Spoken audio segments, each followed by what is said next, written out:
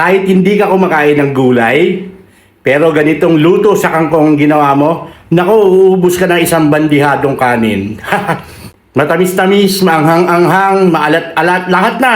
Napakasarap nito, healthy pa. Huwag puro adobo, ganito ang gawin mo. Ako, nakita mo yan, napakasarap niyan. Turo ko sa inyo, tapusin niyo yung video. Let's go!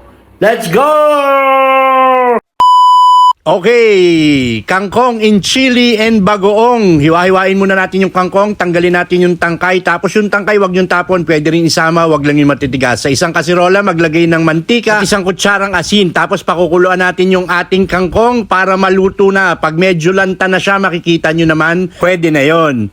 Okay, wag nyo madaliin sa malakas na apoy. Pag kumukulo na yung tubig, tsaka nyo ihulog yung inyong kangkong. Tapos haluin nyo lang, siguraduhin yung nakalubog yung makakapal na parte ng tangkay para maluto. Pag okay na, strainer nyo, hanguin nyo para matanggal ng konti yung tubig. Pag nahango na, isang tabi nyo muna yan. Tapos sa isang wok o kawali, maglagay tayo ng mantika, magigisa tayo ng bawang, luya, sibuyas. Sabay-sabay na yan. Sasama na rin natin yung 2 pirasong sili na hiniwa-hiwa, no? Pag mabango na, lagay na natin yung 1 kalahating kutsarang asukal, 1 kalahating kutsarang bagoong, at saka natin yan igigisa. Pag ayos sa okay na, ihahalo na natin at ibabalik na natin yung ating kangkong na pinakuluan kanina. Tapos halu-haluin lang natin yan. Isisimmer nga lang natin yan ng mga 1 minuto pa. Tapos lalagyan natin yan ng konting tubig para may isasarsa tayo mamaya dun sa kanin. Naku po, napakasarap. Nilagyan ko rin yan ng konting pampalinamnam. Tapos siyempre yung importante, chili garlic oil. Ikaw nang bahala sa dami. Ako 2